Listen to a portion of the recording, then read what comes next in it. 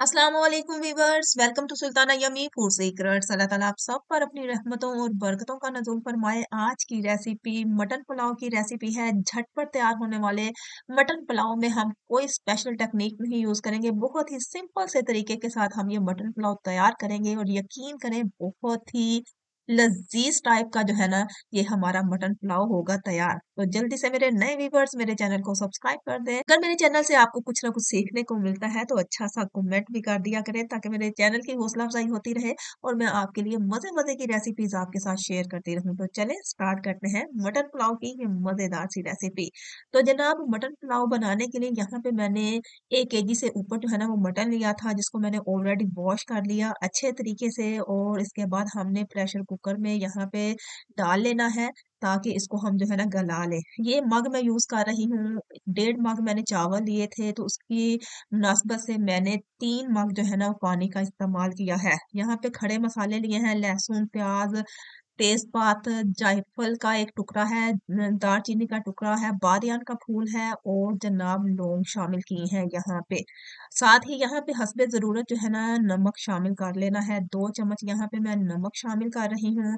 Pressure cooker को हम लगाएंगे और आप अपने इलाके के हिसाब से जो है ना इसकी विसल का ख्याल रखें। मैं यहाँ पे 15 मिनट की विसल लगाऊंगी और आफ्टर 15 मिनट जो है ना मैं इसे खोल लूंगी। अच्छा जी, एक हम प्याली लेंगे और उस प्याली में मैंने यहाँ पे लिया है जनाब सूखा आलू बुखारा और इमली। हस्बे जरूरत थोड़ा सा इसमें पानी शामिल करेंगे और इसे जो है ना गरम कर लेंगे ताकि इमली और आलू बुखारा जो है ना थोड़ा सा नरम पड़ जाए।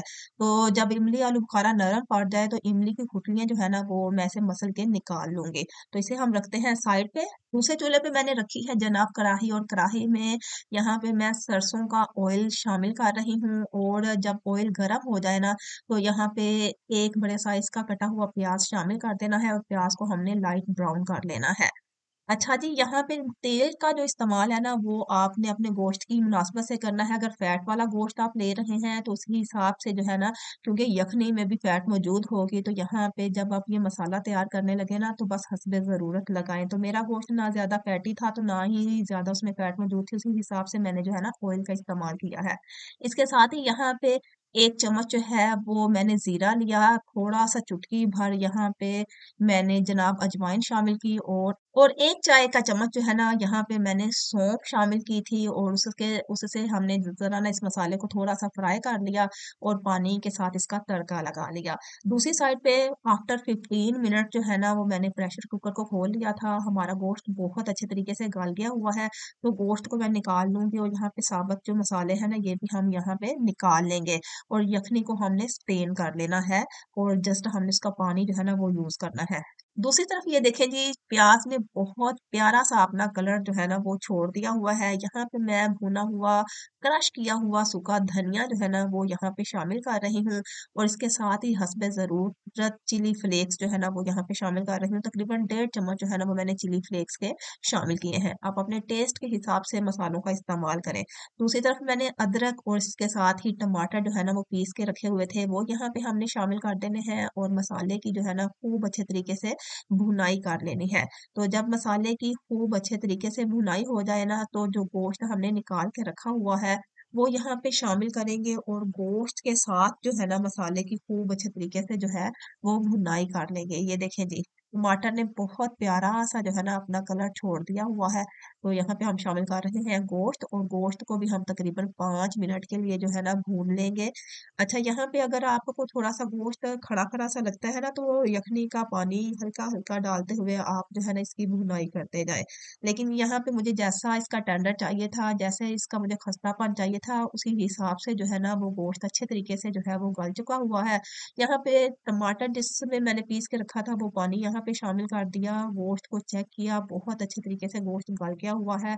बहुत ही यमी टाइप जो है ना ये तैयार हो गया हुआ है। तो यहाँ पे हमने जनाब 1 चम्मच जो है ना वो मैंने मिक्स मसाला जो है वो शामिल कर दिया। इसके साथ ही यखनी शामिल की, इमली आलू बुखारे वाला पानी जो था वो यहाँ पे शामिल कर देना है और जनाब हमने पानी को बॉयल आने देना है।